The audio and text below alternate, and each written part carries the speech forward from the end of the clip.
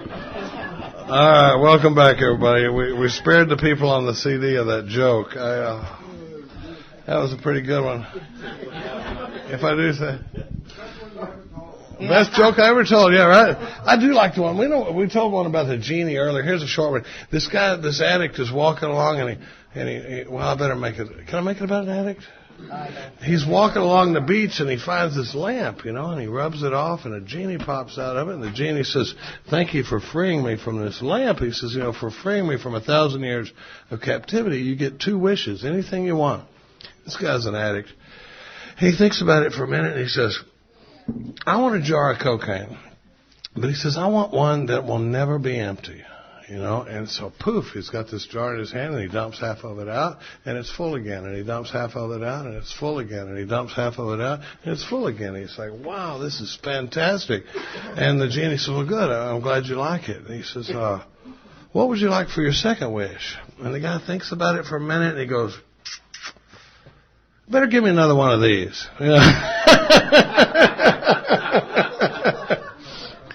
If you're one of us, that joke makes sense. It's like, just in case. The Al-Anons, when you tell that joke, they look at you like, "Why would you do that?" Yeah.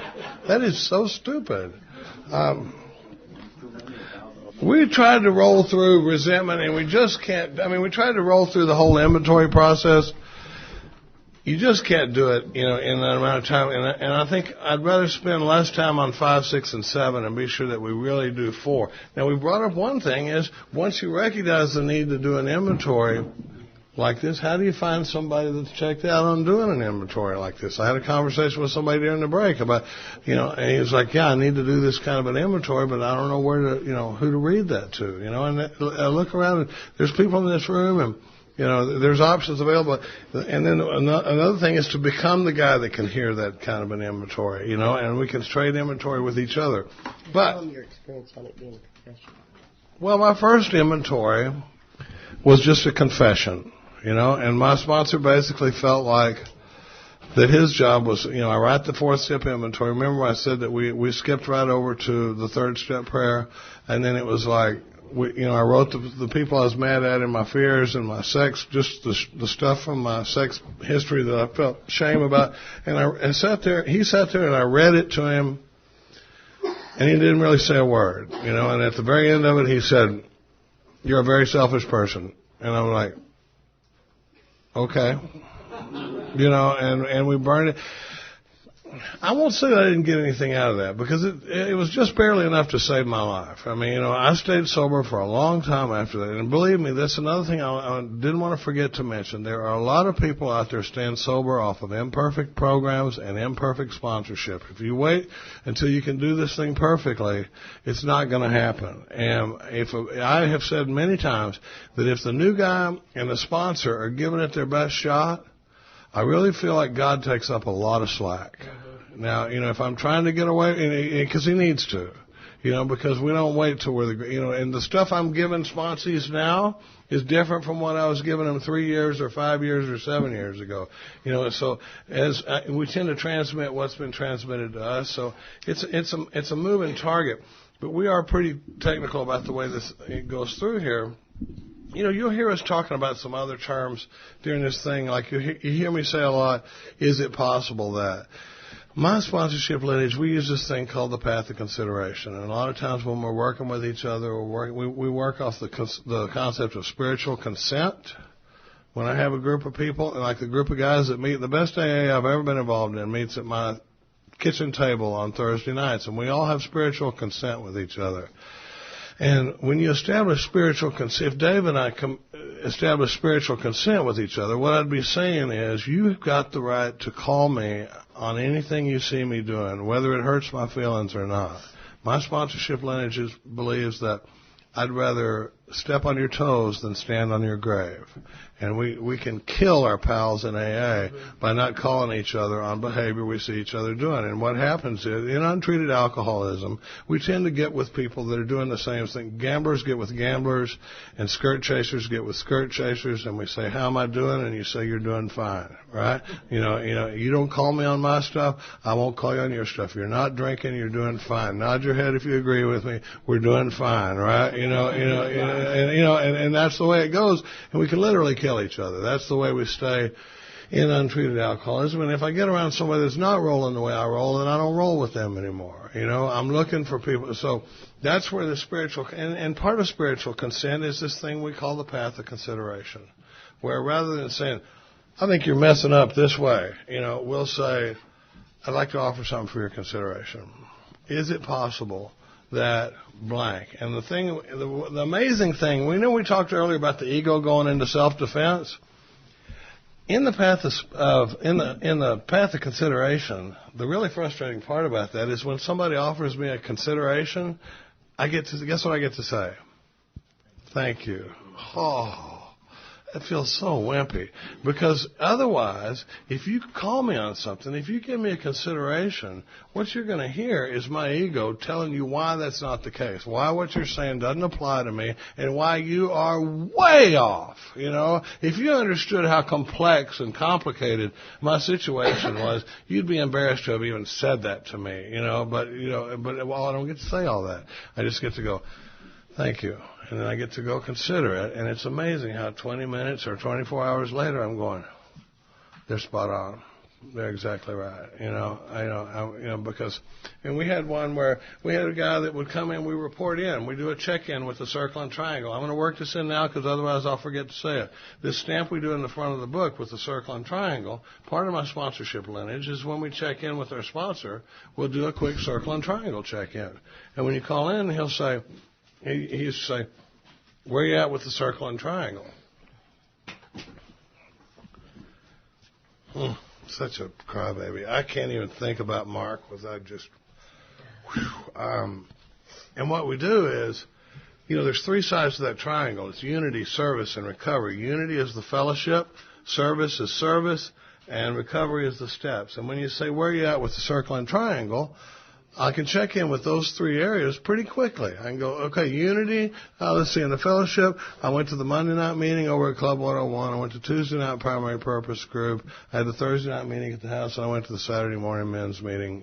That's where I'm at with the fellowship for this week. As far as service goes, I've sponsored an X number of guys. I heard 3 inventories this week, and I went out to the ranch, the treatment center, and gave a first step talk on Monday afternoon. And then whatever it is. And then as far as recovery goes, the steps, I've got some amends that I need to make an approach on, and I did maybe 2 evening reviews this week. I've been really weak in evening review, and maybe 4 morning meditations, and see how in a pretty short order you can draw a pretty good bead on where I'm at in my program by checking in with the circle and triangle. So that's one of the reasons I love the circle and triangle. That's why we work with it. So I've eaten up 8 minutes already, but. What we're going to try to talk about now is finish the inventory process and then talk about 5, 6, and 7. And I think we can do that in this session, but I got to move. In the fear inventory, once we finish and we didn't really spend a lot of time on the 4th column, but I think we got the idea of it down, that, where the sponsor is going to point out selfishness, self-seeking, dishonesty, and fear in the 4th column, in these resentments. Once we've done the sick man exercise, the sponsor is going to show me how to look at this from an entirely different angle. Where have I been? Well, so then it rolls into fear. Now keep in mind, what did it say we were looking for manifestations of in the 4th step? Self, right? So the second most common manifestation of self, how does my selfishness and self-centeredness show up, is in fear, right? Because it's usually not fear of what's going to happen to somebody that doesn't have anything to do with me, right? There's going to be spiders and snakes. It's going to be some level of self-centered fear, and you can put spiders and snakes on it. But I see people doing fear inventories. There were some people in our hometown of Austin that were doing these fear inventories that were just these massive, 9-week fear inventories where they would, you write down everything that you fear, and then as you go through the day, I want you to write down every time you're fearful. And what happens is, if we're not careful, Katie said it, self craves knowledge. Self craves information, and sometimes what can happen is self wants to do enough of a fear inventory. If I can just gather enough information about my fears, I'll be able to manage this. Does that make sense? That's not getting out of self. That is an exercise focused on self, and a life run on self-will. It's me trying to gather enough information about my fears that I'll be able to handle them, and then I won't have them. I'll say this prayer, and I'll do that information, and I'll click my heels, and I'll be back in Kansas. That's not the way the fear inventory rolls. And none of the fear inventories I've seen follow this process the way it's laid out in the book, because look how simple it is. Notice that the word fear, this is the bottom of page 67. I'm going to blow your mind with this 1936 dictionary here in just a minute. This is the only one I'm going to read probably during the weekend, but notice that the word fear is bracketed alongside, I can't do this and look it up in my... I'll read it. Notice the word fear is bracketed alongside the difficulties with Mr. Brown, Mrs. Jones, the employer, and the wife. This short word somehow touches about every aspect of our lives. It was an evil and corroding thread. The fabric of our existence was shot through with it. Okay, stop right there. We're at primary purpose group one night, and we used a 1936 dictionary to look up what words might have meant at the time we were doing it. We get this part right here, and it says, fear was an evil and corroding thread. The fabric of our existence was shot through with it. Some of y'all might know this, but I had an idea what shot through with fear. Man, I had this picture of something like a heavy piece of fabric that had been shot or something. I mean, I don't know. But for some reason, I heard myself saying, look up shot. The lady gets the dictionary out, and it says, woven with warp and weft thread of different colors, causing the fabric to change in tint according to the viewpoint. And we called it a Cheech and Chong moment. Mark used to call them Cheech and Chong moments, where the whole room kind of went, whoa. Because shot didn't mean at all what I thought it meant. What it's saying, it's like a sharkskin suit, where the threads of different colors are woven through. So fear is woven through the fabric of my life, and it can change the way things look depending on how I'm looking at them. Does that make sense? Yeah. It's different. Fear set in motion trains of circumstances which brought us misfortune we felt we didn't deserve. But did not we ourselves set the ball rolling? This falls under the category of a self-fulfilling prophecy. And my favorite example is, I used to be wildly insecure as a teenage boy, and if I had a girlfriend, I didn't want her going anywhere because I was sure she was going to meet somebody that deserved her more than I did. So you think, you can't go to the mall, you can't go out with your friends, you definitely can't go to a party, you can't, and you know what I'm saying? And I don't want you doing anything. In fact, when we're around other people, don't even talk to anybody else, because it scares me, and what happens is people aren't going to hold up in that kind of relationship very long. And when she splits, because I'm sure she's going to leave me if she gets out. And when she finally can't take it anymore and she leaves, what do I tell myself? See? I knew it. I was right all the time. Yep, she dumped me just like I said. But see how my fear set into motion trains of circumstances which brought me misfortune that I felt I didn't deserve. But did not we ourselves set the ball rolling? Sometimes we think fear ought to be classed with stealing. Now, I used to read that line and go, whatever. Fear ought to be classed with stealing. Is that a little wishy-washy for anybody else? Bob? Well, one time Bob was talking about it, and he said, I was in the hospital with this old man that was dying, an old-timer in AA, and he said, Bob, when you get in the home stretch of life and you're looking back over your life, he says, it's not the mistakes I made that I deeply regret. It's the things that I was afraid to try. And in that way, fear robs me of experience. Fear robs me of the depth of relationship I could have had. Fear can rob me of the career that I could have had.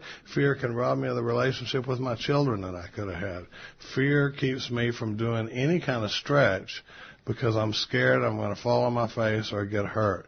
So in that way, fear ought to be classed with stealing. Does that put some meat on that bone a little bit? And it says, it seems to cause more trouble. Now listen to this, how simple the fear inventory is. Remember when it promised me clear-cut directions? It says, we reviewed our fears thoroughly. Bam. We put them on paper, even though we had no resentment in connection with them. Stop right there.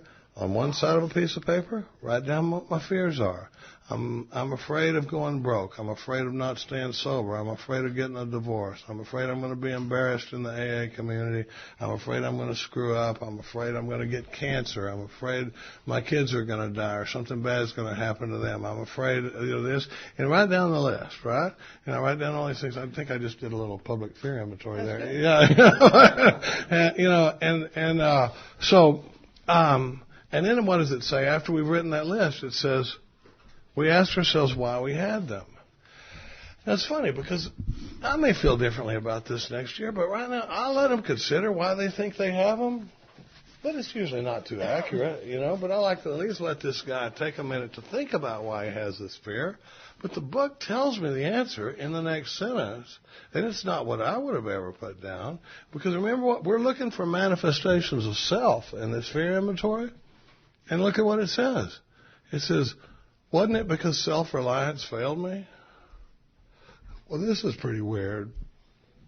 Self-reliance means reliance upon self. All right? That's that, we're referring back to the deal in step 3 again now. That on that basis, I'm in constant collision with something or somebody. Self-reliance was good as far as it went, but it didn't go far enough. Some of us once had great self-confidence, right? But it didn't fully solve the fear problem or any other problem. Damn. And then it says when it made us cocky, it was worse. That fear thing where you go, I ain't scared of nothing or nobody. Well, who was it? Was it Bob? They talked about doing a fear inventory, and the guy goes, he's like, I ain't scared of nothing. I don't have any fears. And he goes, really? How interesting. He goes, are you afraid of snakes? He goes, well, yeah, everybody's afraid of snakes. And he's like, are you afraid of getting a divorce? Well, yeah, I'm afraid. Are you afraid of going broke? Well, yeah, everybody's afraid of going broke, and stuff. And he's like, are you afraid of that people are going to make fun of you or talk about you behind your back? He's like, well, yeah, and the guy ran down the whole list, and at the end of it, the guy goes, can I ask you something? Is there anything that you're not afraid of? But that's what Mark used to talk about, being asleep, dreaming that I'm awake. And that's how asleep I can walk around, because what you're going to hear from me is I ain't afraid of nothing. But that's what it's talking about when it says when it made us cocky, it was worse. Perhaps there's a better way. We think so. Right here on the side of my book, it says restates step 3. Here's another one of those hubs that goes back to the hub city that goes back to there. It says, for we are now on a different basis. I didn't get to talk about this one, Katie. Some of the words that become interesting to me as I go through the book, one I've been looking at in the last 2 or 3 years has been the word basis. It's in the book a lot. Did I talk about this yet? Basis, when you look it up in this dictionary, it means the underlying principle or the foundation of something. Now remember when it says, I have to be convinced that my life run on self-will can hardly be a success. On that basis, the basis that Charlie's in charge and I'm going to take care of everything, it says on that basis, I'm constantly in collision. So when the underlying principle in my life is that I'm running things, I'm in constant collision with something or somebody. We make this deal in step 3 that I'm out of the God business. I am no longer in management. And over here it says, for we're now on a different basis. Right? What is the new basis? What is the new underlying principle of life? It says the basis of trusting and relying upon this power. We're not relying on my power anymore because I keep hitting the wall with that. What if we really did try to do this deal where it says, God, you're going to have to take care of this thing. This is a management level decision, and I am no longer in management, And so what happens is, on this new basis, the basis of trusting and relying upon God, we trust infinite God rather than our finite selves. Here's what I do in a fear inventory. When I sit down with the guy, once he's written the list down and he tells me all the things he's afraid of, I say, listen, here's the way it shows up to me. When we're talking about self-reliance, there's a little sphere in my life of control, of the things that I can control. I can control whether I'm going to get up and go to the bathroom. I can control how I'm going to have my coffee. I can control probably a lot less than I think I can, but I can, I can control what time I'm going to go to bed. And those things, guess what? None of that stuff scares me. right? But there are things that fall outside of my area of control that at some level, even though I'm on the basis of running everything, this basis that I'm in charge of everything, at some level, I know I can't control these things. These things that fall outside of my area of control, does that make sense? Those things scare me, right? If I'm running everything and I know somehow that cancer is a little above my pay scale, I'm pretty good, but I can't control whether or not I'm going to get cancer or anybody I love is going to get cancer. I can't, how that scares me. Because if the only thing I got is me running everything and I run up against something that I can't handle, I got to push that down. I got to put that back to where I don't think about it. I got to compartmentalize it. I got to push it away because it scares me a little bit, And so what I do when I sit down with the guy, and if David just written out his fear list, we'd sit down and go, you know what? All these things you put on your fear list, let's look at them. Cancer, inside your area of control or outside your area of control? And he'd go, outside. Going broke, inside or outside? That's outside my area of control. Whether or not this marriage is going to last forever, pretty much outside my area of control. Whether or not I'm going to go, you see how, and right down the list, when you sit with somebody and you go down I see that nearly all of the fears are things that are outside my area of control. And that's what it's saying when it says we're now on a different basis, the basis of trusting and relying upon God. We trust infinite God rather than our finite selves. This little sphere is finite. It only covers so much ground. Now, though, if I got this new basis that God's taking care of everything, He can handle all that stuff that's outside my area of control. I don't have to be in management anymore. I can just go, you know what? I'm going to do my little deal. I'm going to sponsor my guys. I'm going to go to work. I'm going to be in this marriage. I'm going to try to be the best guy I know how to be. And whether or not my people are going to be healthy or not, it's going to have to be God business. How long, whether I have money or don't have money, who's in my life, who's not in my life, how long I get to be on this planet.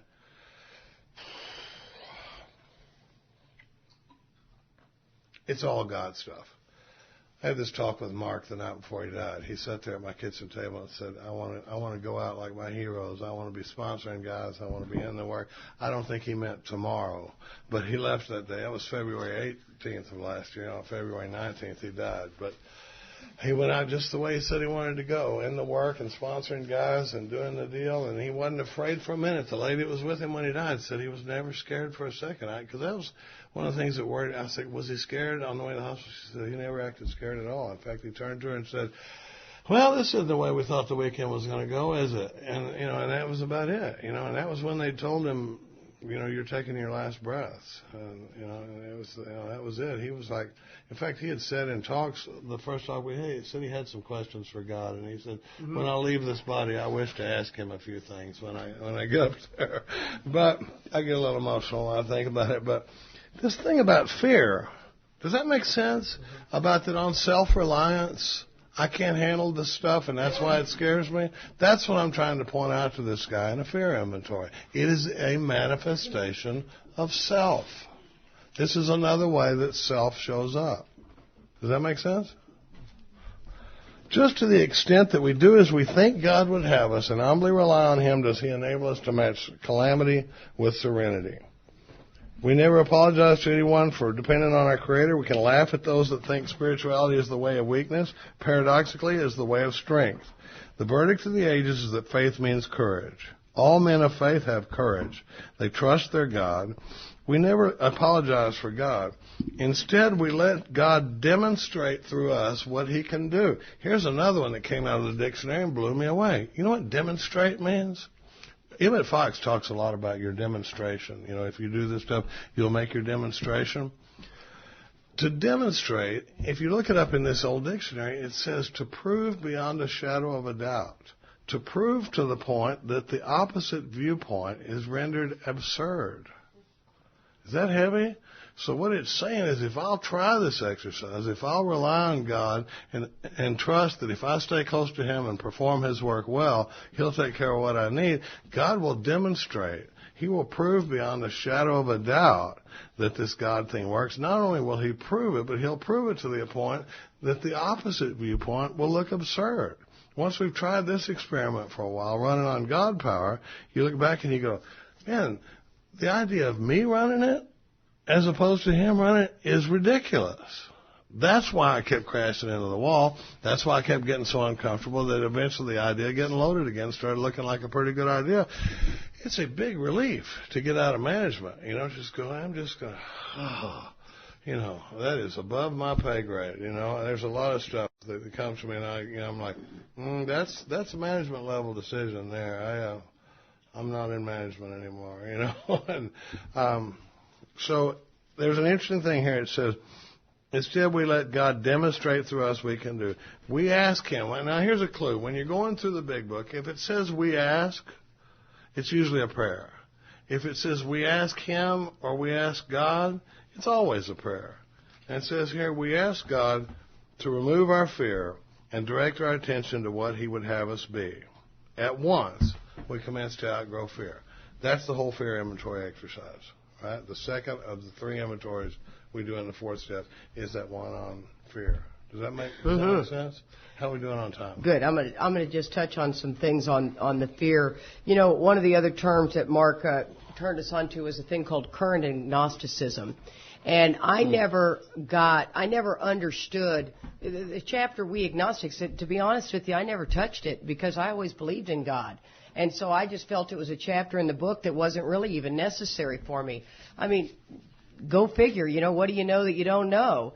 And so Mark would talk about current agnosticism is where we do not believe that God will take care of us. I think it manifests a lot of times in people who don't have a relationship. That I'll never have a relationship. I'm always going to be the one that's never in a relationship. That's always the current agnosticism. Or they don't have the job that they love. I'm never going to have a job I love. I'm always going to be in this hellhole of a place, blah, blah, blah. All these things are current agnosticisms where we don't believe that God will, in fact, take care of us. Mm-hmm. And what we do is we end up making our God so small, and that's my experience. I made God so small because I was always on self-reliance. And so when we, once the drink problem has been removed in our lineage, we take people through what we call current agnosticism. We have you write down a list of the things that you don't believe God can, in fact, take care of for you. It's very interesting. Or areas of your life that you're not taking to God. Right. And so it says, one of the things about fear, I think, that is so important is, and Charlie touched on a lot of these things, is fear is not the root of our problem. Selfishness and self-centeredness is the root of our problem. It's driven by 100 forms of fear. It says 100 forms of fear. It could have said 1,000 forms of fear. Finding out those 1,000 forms is still not going to fix the fear problem. God gave us fear as a natural human emotion. We're supposed to be afraid if the house is on fire. We're supposed to know to run out of the house if it's on fire. We're supposed to know that if it's a dark alley, I probably shouldn't go down there. Women are supposed to sense a predator in the room. You know what I mean? We have intuition. We have these notions of something's not right here, right? It's a God-given feeling. But what we end up doing with it is when it is self-centered, we are either paralyzed or motivated. See, if the house is on fire, I'm motivated to run. If I haven't paid the IRS in 3 years and I get a letter from the IRS, I cannot open the envelope because I'm paralyzed by the fear. See how, it's still fear. It's just when it went up here what it did. And so, once again, when it says, where did we set the ball rolling? It's going to always tie it back into the promise. And what is the promise? Our problems are of our own making. That sounds to most people like not a great promise. People want to read the promises of the big book and fear will fall from us and all these wonderful things. My problems are of Katie's own making. Please, Marty, point out what did I do here that I don't see. I want to be free of this pain. I don't know about you guys, but I've lived in the bedevilments. I have been in a bedroom where my son would open the door and I'd go, shut the door. Just leave me alone. I can't take life anymore. That is a miserable place to be. And I think we've all been there at some point on some level. You know what I mean? And I hate the bedevilment so badly that I beg my sponsor, I'm not going to argue with her. Show me where I set the ball rolling. Please point these things out to me. I called her one day last week, and this is one I didn't even see. Once again, I'm blinded to my own level of self-centeredness. I say to her, Marty, listen. Oh, have I already told you about the Oklahoma deal? No. No. I said, Marty, listen, I'm going to Oklahoma to speak, and Charlie can't come, and these things are just no fun to do on your own. That's just what I said, right? On the machine. Sounds good. I was hoping she'd say she wanted to go. Yeah. Oh, God love my sponsor. She calls me back, and she goes, leaves me a message. She goes, you know, Katie, as your sponsor and your very dear friend, it is my job to point out selfishness and self-centeredness. I just want you to hear how that sounded to me. It basically said, Charlie can't go, so I'm looking at maybe inviting you, and I definitely don't want to be there by myself, so I really do need you to be there with me. So you're basically third on my list. Would you like to go? I didn't hear it that way. She said, what would have happened if you would have called me and just said, hey, man, I got an opportunity for you to go to Oklahoma with me. You want to go? Would have made her feel pretty special, wouldn't it? Instead, it's like, Charlie can't go, and I don't want to go alone. You want to go with me? You know, I've asked 4 other people, they can't go. You're 5th, but you're 5th. You mind? See, all that stuff can stay in my head. It's still my thought process. But I have no idea how that affects you. Because I'm not usually thinking about you. I just want you to go with me. Tell me about how when you used to have one of your kids do something for you, you'd say, I'm going to let you. Oh, yeah. I'm going to let you have that. Katie you had a way with her kids where sometimes she'd go, I'm going to let you fill my coffee cup up for me. I'm going to let you put that in the pantry or something, you know. And they were like, thanks. Thanks, you know? Mom. I appreciate you letting me do and that. That's where she's like, that really does sound a little self-centered, doesn't it? It's like, would you please put this in the pantry? You know, and they're like, yes, Mom, I'd be happy to. Yeah. Stuff like, it's funny how we can have such a self-centered take on it. Oh, the sense of entitlement we have is pretty amazing. You know, it's once again, it's in my DNA. We alcoholics are outright mental defects, full flight from reality, and cannot differentiate the true from the false, drunk or sober. See, I always thought everything meant just when I was drinking. But if the drink is but a symptom, this book is all written about me sober too. So it's pretty interesting. Well, then the other thing Bob gave us a ton of stuff. And once again, like I said, man, we get these CDs. You listen to them over and over. It's as if I said to you, you're going to go to France in a month, and the only way you're going to learn the language is through these CDs. You got 1 month to, really beef up on them. That's the same thing we did with these CDs. I mean, these tapers, the fact that they're willing to go and sit through this and listen to these, speakers speak. This is a tool you don't want to go without. What you'll get in this weekend is one thing. You get the CDs. You will have amazing. I've sat through so many of these deals and I've listened to the CDs and gone, my God, I was there and I didn't hear that. And I heard it through the CDs. They're a wonderful gift. Bob said there's a big difference between faith and trust. Trust is an action. It comes after you've taken the step of faith, right?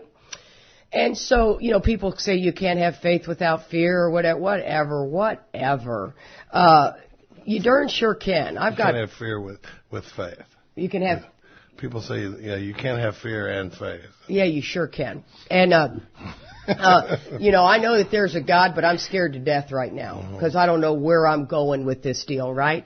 And so Bob said, well, imagine that you're at the circus and there's a guy and he's going to get in the wheelbarrow and he's going to go across a tightrope and they're shining the light on him and you're thinking, oh my gosh, well, it's the circus and he's done this 1,000 times. It looks pretty scary, but I guess he's going to do it. And all of a sudden, the spotlight comes down and shines on you.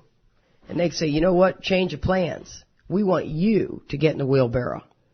That's trust. Yeah. That's where I'm God Almighty.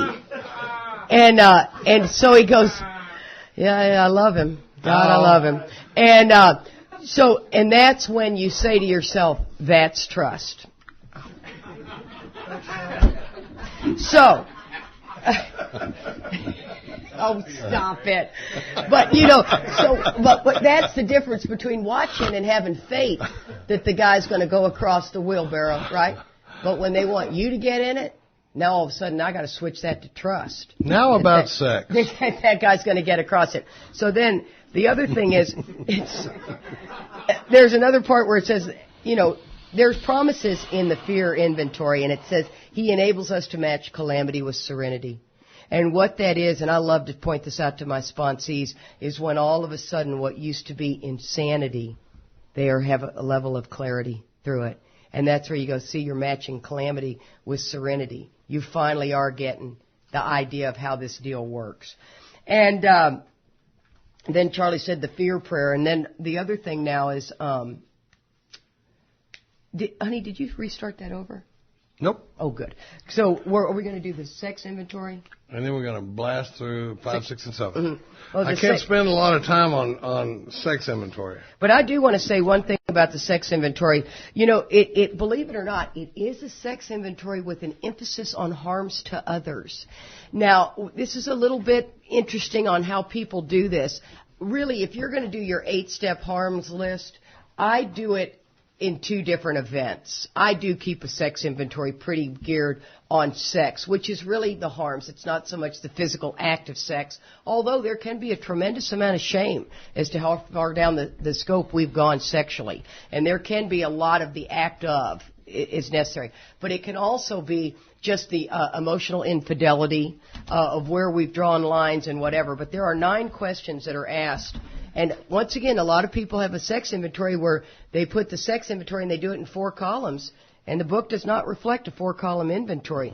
It has 9 questions here. What we're looking for is manifestations of self-centeredness when the sexual instinct is aroused. Mm-hmm. Because like Katie was saying earlier, there is no other area of my life where I'm more selfish than in the sexual arena. You know, I mean, because you know, that's the place where I'm liable to compromise my values. I'm liable to say something that's not true. I'm liable to manipulate or self-seek and do things to get things to go my way. And self manifests itself in that sexual arena heavily. And I think, too, another thing, when we're always pointing out the things that we learned in open discussion meetings, once again, nobody was ill-intentioned. Don't ever hear us say that. But you do hear a lot of stuff in AA that's not true, and that's don't have a relationship for your first year. It's like, where in the world did that come from? You know, I told you, I had 10 minutes sober when I met Joe, and, you know, he had 6 years, and we were married 20 years. You know, thank God somebody wasn't saying, don't do this. It says, on page 69, it says, we want to stay out of this controversy. I do not get to be the arbiter of your sex life, period. As a matter of fact, if you're sleeping with 3 people a day, I don't get to give my moral values on you. As a matter of fact, if I do see that you can't stay sober, we get to talk a bit about that. If I do say that you're having trouble staying sober, sleeping with 3 people a day.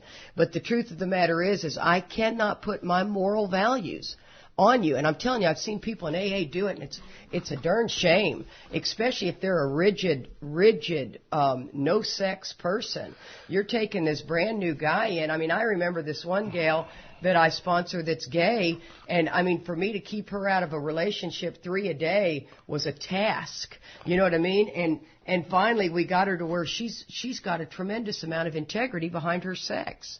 But it was because she walked out of it. I didn't do this. You know, I said, man, I hope I can just keep you out of the hay. You know, but God darn, I was having trouble. We had another friend that got divorced after 25 years of marriage, and her sponsor told her she couldn't sleep with anybody until they were married. Yeah. You know, as a 50-year-old woman, you know. That's not a good thing. It's like, anybody want to sponsor me other than her? But what?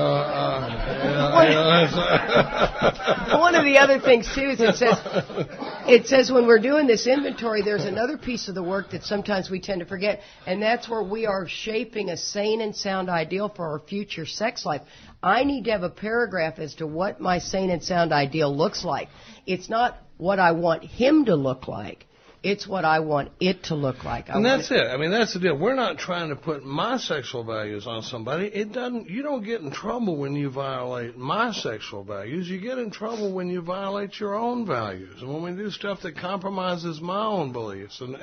That's when I feel bad, is when I do stuff that's outside my value system. But I'm never going to know in advance whether I'm about to violate my standards if I've never established my standards. And that's what the book is talking about. It says in this way, we try to shape a sane and sound ideal for our future sex life. We go through there, and like Katie said, we put it all down. It talks about the spirit we take into this in the first long paragraph there, where it's saying, some people think this way, some people think, all or nothing. Some people, it says, we want to stay out of this controversy. We'd hardly be human if we didn't have sex problems. What can we do about them? And here comes those 9 questions. It says, we reviewed our conduct over the years past. Where had I been selfish, dishonest, inconsiderate? And I put these all in, if I'm going to do columns, it would be like, whom had I hurt? Where had I been selfish, dishonest, inconsiderate? Did I unjustifiably arouse jealousy, suspicion, or bitterness? Right? And then it says, where was I at fault? What should I have done instead? That would be what an inventory would look like for me. And it says, we got this all down on paper and looked at it. And that way I'm trying to say, how do I want to be? Right? And it can be a moving target. And I've said, and Katie doesn't always agree with this, but I sponsor a lot of guys, and the sane and sound ideal for a 60-year-old married man is going to be different from the sane and sound ideal for a 21-year-old good-looking college student. I've seen, these guys, they're not going to they're going to have different ideals, different values, different behaviors are going to be okay, but we need to sit down with them and let them, But, I had one guy, how can I say this?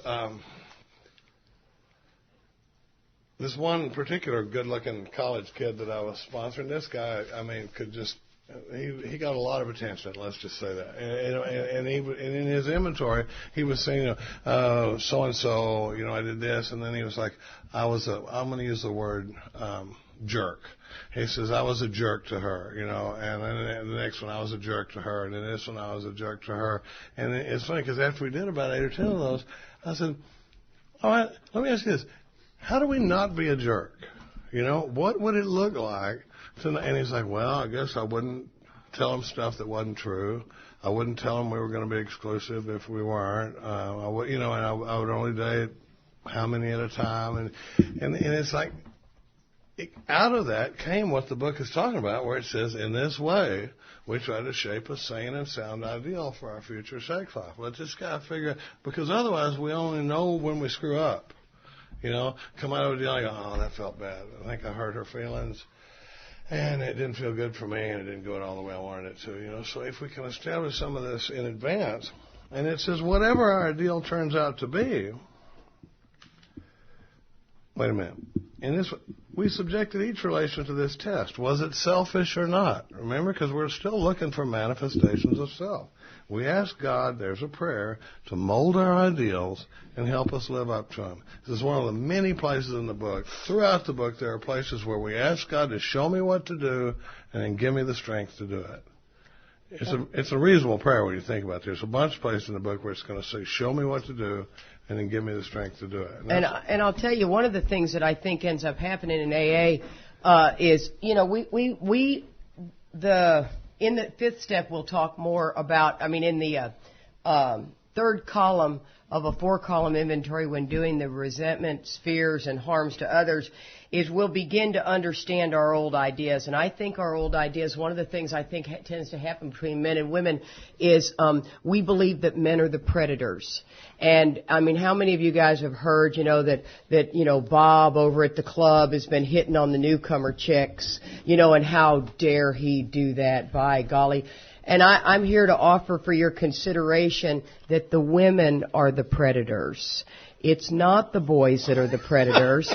we women have long since been running the show in this area. We have walked into some of the seediest and darkest places in the whole wide world, and trust me, we can handle one sober member of Alcoholics Anonymous that's trying to hit on us. But what ends up happening is you boys get all bowed up and you go, little lady, I'll take care of that for you. Bob, you listen to me. You stop hitting on our newcomers. And she's like, thank you. And what we've done is we've convinced you boys that we're helpless.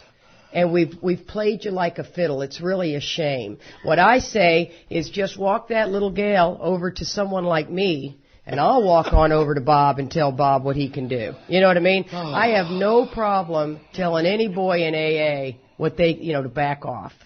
But it should be a woman doing it, not a boy, right? See, the girls all nod their heads. See, we've known this secret all along. Charlie says, we chase you till you catch us. Right. Yeah. We chase you until you catch us. We chase you till we let you catch us. I chase you until you catch me.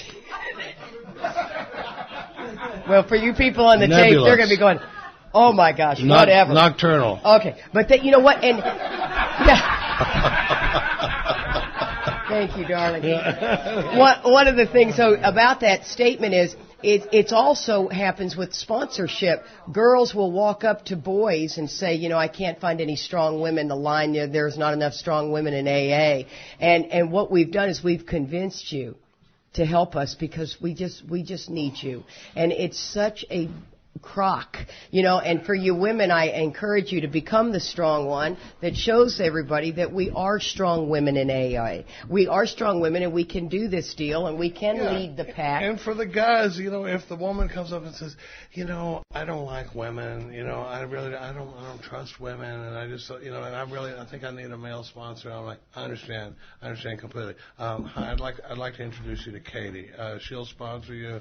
You girls take it from here. Yeah, they always go. You march them right over to that strong woman in AA. The line that makes me crazy. It doesn't matter if you don't trust women. That's an old idea. Oh, you don't it's a get terrible to hang one. on to it very long. But they'll come to us guys and go, none of the women have what you have.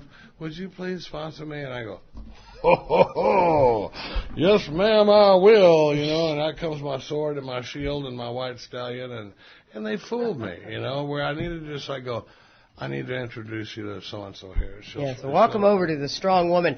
And I think one of the things is that the reason for this is a big piece of the sex inventory. When we get with the opposite sex is when we are very crafty, right? I mean, we are very, very crafty individuals. We're not talking about the junior league here. We're talking about alcoholism. Right? The level of self-centeredness, the level of manipulation that I'll do to get what I need is whatever it takes, right? And then the other thing I wanted to touch on the page 70 is, it talks about when sex is very troublesome. Because to some people, and I think that this is something that's not talked enough about, and it's internet porn. I think that internet porn is a serious problem.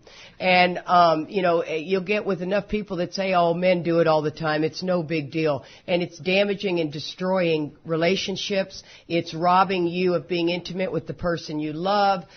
Call it what you want to call it. It's a bad deal out there, and it's very, very dangerous. And it tells me right here, so you don't have to actually be, having an actual sex relationship with someone. You can be robbing people in your own privacy of your own home. And what it says here is the second paragraph. It says, the first paragraph. Suppose we fall short on this chosen ideal and stumble. Now, this is something that behind pornography especially, I think it's important to look at its level of self-manifestation, its level of what is that feeding, what goes on with you that makes you need, to go to this level of whatever you're doing. It says, it's going through this whole deal that talks about, will we drink again? This is not always behind infidelity. And it says, to sum up about sex, we earnestly pray for the right ideal, for guidance in each questionable situation, for sanity, and for the strength to do the right thing. Right? If this is a problem, let's see if you can withdraw, right?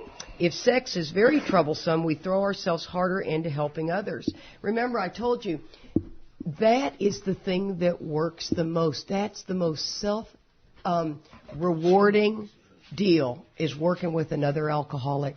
And it's amazing how Charlie and I have talked a lot about this. And I said, this is one of these things that's very hard to touch from the podium. Traditionally, yes, it's men. But the women are terribly damaged behind it, and the men are equally as damaged behind it, believe it or not. What it does is, it to me goes out there like veins as to what it robs us of.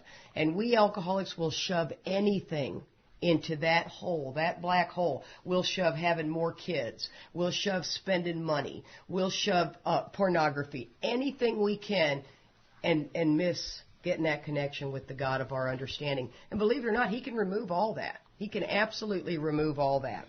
When you get into a situation like this sex prayer on page 70, I've done it myself, and I've had people carry around a card with the sex prayer on it. And it's just to sum up about sex. There's 4 prayers there. We earnestly pray for the right ideal, for guidance in each questionable situation, for sanity, and for the strength to do the right thing. If somebody's having trouble in this area, they can carry these 4 things to pray about on a 3x5 card and have it on the dashboard, have it in their back pocket. Saying these prayers, going to God with this stuff, has amazing results. And then it talks about if you're getting, because when it says, we pray for the right ideal, that's what we're trying to shape up anyway, for guidance in each questionable situation. I tell my guys, the time to pray for guidance in each questionable situation is not when you're in the hotel room, with the married chick, or, you're sitting in front of the computer, or, whatever the problem happens to be. It's got to be in advance. I got to get prayed up in advance for that thing, because I can't, expect God to come down and jerk me out of the room and throw me down the street. I've got to be praying in advance for this stuff. And so I'm going to roll past this because we still got a lot of ground to cover. But it says, if we've been thorough about our personal inventory, we've written down a lot. Now listen, see if this sounds like we've covered every possible thing that we could ever inventory, or does it sound like we've started on this process? We've written down a lot. Not everything possible. We've written down a lot. We have listed and analyzed our resentments. We have begun to comprehend their futility and their fatality. We have commenced, that means begun, to see their terrible destructiveness. We have begun to learn tolerance, patience, and goodwill towards all men, even our enemies. This is part of that sick man prayer, for we look on them as sick people. We've listed the people we've hurt by our conduct, and we're willing to straighten out the past if we can. In this book, you read again and again that faith did for us what we could not do for ourselves. For the guy that missed the self piece, what happened when I read this line?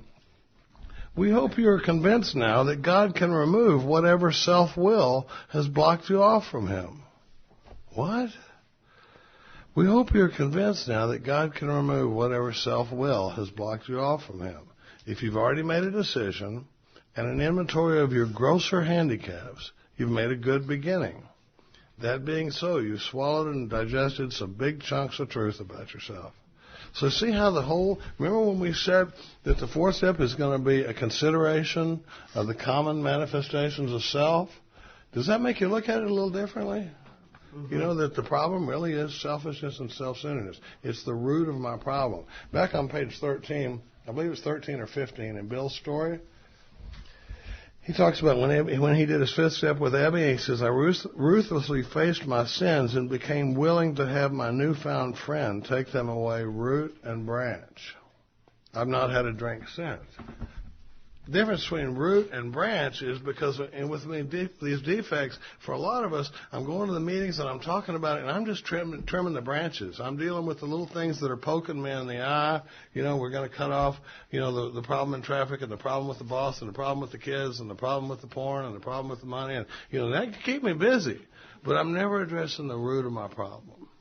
And I need to go to these meetings under that condition because I need some relief. And what happens is I get just enough relief from that meeting to get through the day, and then I go back out living a life based completely on self-will. And by 5:30 tomorrow evening, I need a meeting again because I need relief again. But I never experience freedom because we've never addressed the root of the problem. See how the focus of the work changes? Now we're looking at reduction of self. Right? Yeah. So, into action. Into action, yeah. So now we're just going to sum up the fifth step. One of the things I think that is so wonderful in the fifth step, it says, page 74, first paragraph down, the paragraph that starts with, if we cannot or would rather not do this, blah, blah, blah, blah, blah. It says the rule is, at the very bottom of that paragraph, it says the rule is we must be hard on ourselves. One of the things that I think is another disservice that tends to happen is we're afraid of hurting somebody's feelings. When in fact, this is not, I tell you, I sit people down and say, let me tell you something. My job here is to tell you what you don't want to hear. I'm not going to soft sell it. I'm not going to try to make it so that you can handle hearing it. Please disregard your emotions as best you can when I do this inventory process, because I got a limited amount of time for you to see the things that are killing you. And when it comes to me sharing them with you, I don't want to try to just come at you, with, well, don't take this the wrong way. You know what I mean? Are you kind of with me on that? I mean, I'm getting ready. It says we're going to swallow and digest large chunks of truth. That's not going to feel very good. And so when we sit down, the thing I love is, this is how I do it. And once again, it's perceived however you want to do it. But I have you read the person's name and just the second column. And then I go on what I call the fact-finding mission. So the 19 words that Mr. Brown got, I'm going to go on a fact-finding mission. I'm going to go on how long have you been married? How long have you had this mistress? How long has Brown wanted your job? Are you a good employee at your work? I'm going to just ask enough questions till God works through me and puts that picture right there. How many of you guys have listened to a lot of inventory, and all of a sudden you feel God's presence just come straight through you? Mm-hmm. And it is, it'll even shake your own ground. You know what I mean? Yeah, you'll find yourself saying stuff that you've never said before. Yeah, and I'll go, wow, that was amazing. Mm-hmm. And so, but you've got to get on that fact-finding mission, because you have got to get this picture. I'm delusional. Don't lose sight of that. What I just told you is a delusional lie that I believe. And so I've got to ask enough questions. And Roy's story was perfect. My dad's, remarrying all those women, all that. And so, so the thing that is so helpful is when we're willing to look at this from an entirely different angle. This is not your part. We have got to stay away from that term, because that would assume somebody else has a part in this. We're to disregard the other man entirely. It's all about me. And that's where, it says a solitary self-appraisal be insufficient. I can't remember, Charlie and I were having an argument, and I said, well, did you take that to your sponsor? Some people are real, in the marriage, they're like, you said that? It's like, I damn sure did. I'm a member of Alcoholics Anonymous. I'm going to ask him if he took that to his sponsor, Don't call her Scrappy for nothing. I said, did you? And he's got the right to say it to me, too, And I said, did you take that to your sponsor? He goes, no, I looked at it. And I go, a solitary self-appraisal, we seem insufficient. Yeah. And it's like, Charlie, we got to be so careful in that. Well, and that comes up with my sponsor sometimes. If I'm not careful, and Dana and I were talking about this earlier, whether my sponsor is cross-town or cross-country, a lot of times what I'm going to take to that sponsor are the things out of a situation at work or in my relationship that I find relevant.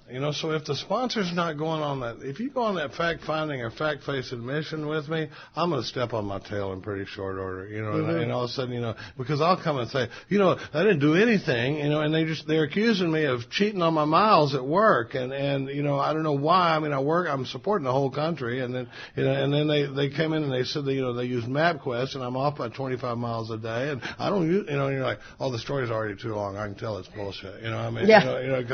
Because we have to shape up. And Mark used to say you can ask an alcoholic if they're married, and you'll get a 5-minute answer. And he's like, that's a yes or no question. Were you or were you not cheating on your miles at work? Well, yes or no.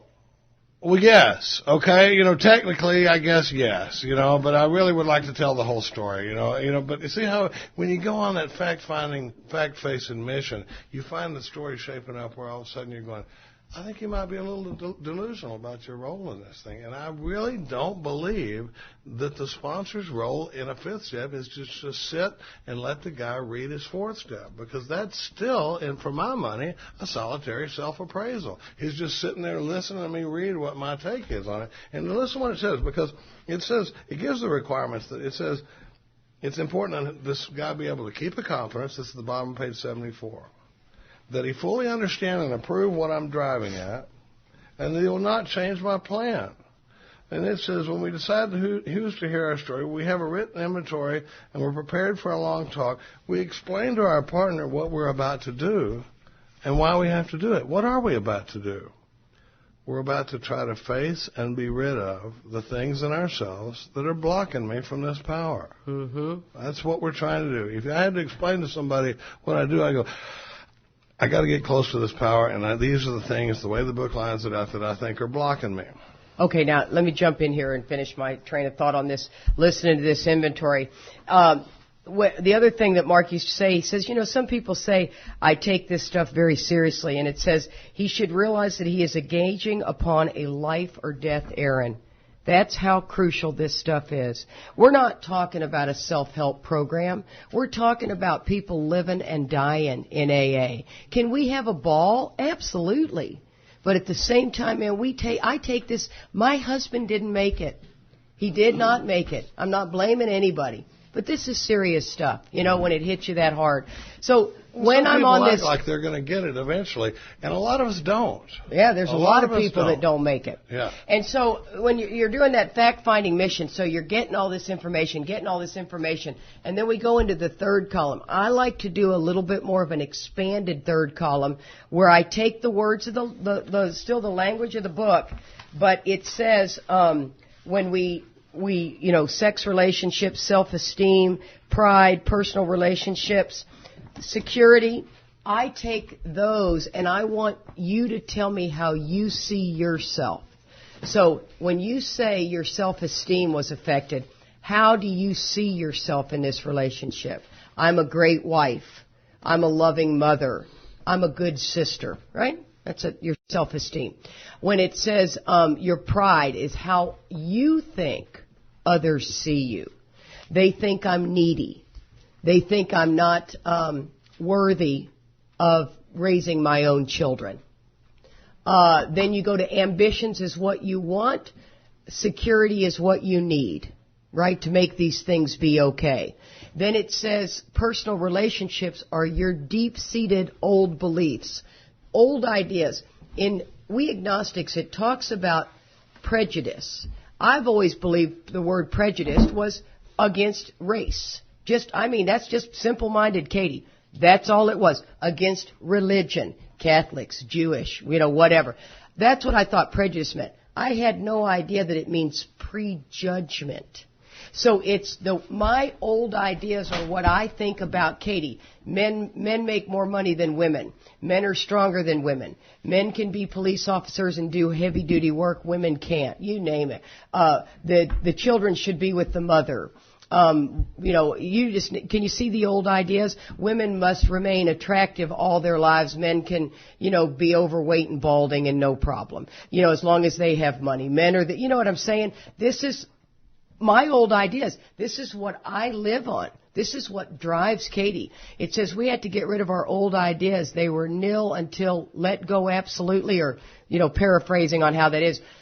That's what that third column is, guys, is what is it about Katie that makes these old ideas come alive? What is it that's killing Katie behind my belief system, my old ideas, my preconceived notions of life?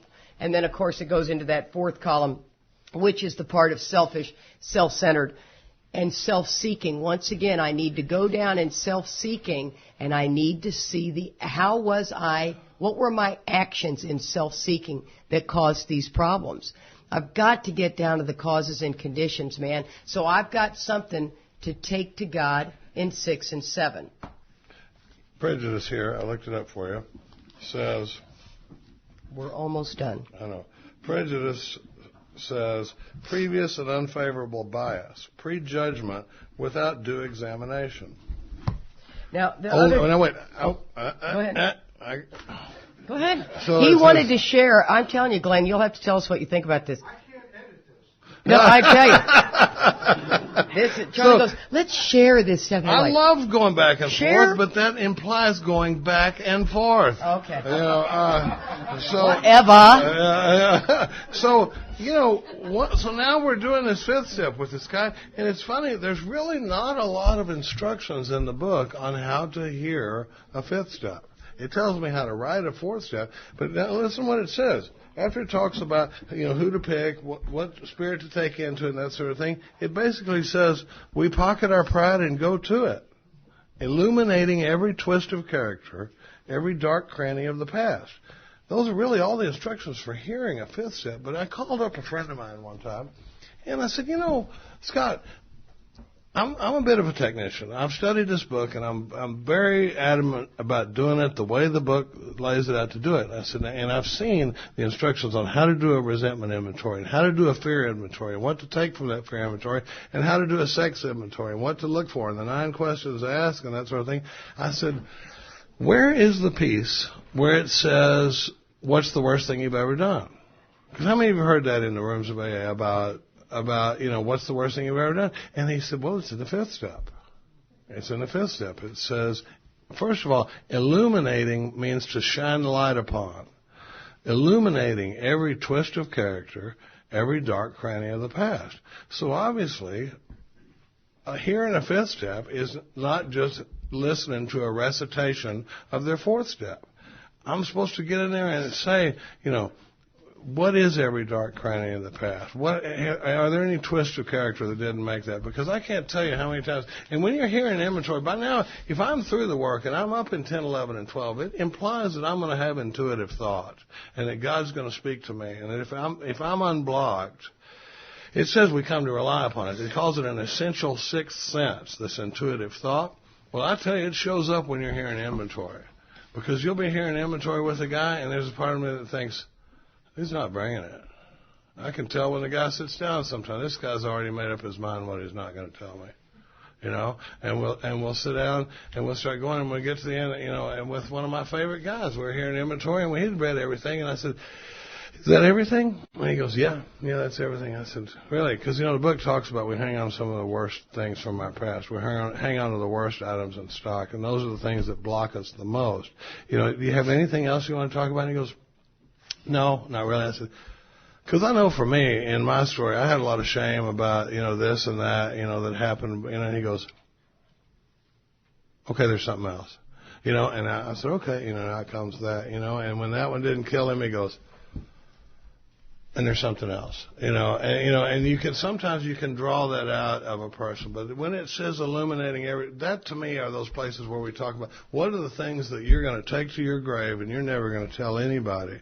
And there's a lot of reasons to bring most of the stuff in my inventory, but you remember when we said that this process is driven by my first step experience? There's only one thing that's going to make me tell everything, and it's the fact that if I don't feel like if I get unblocked, I'm going to drink again.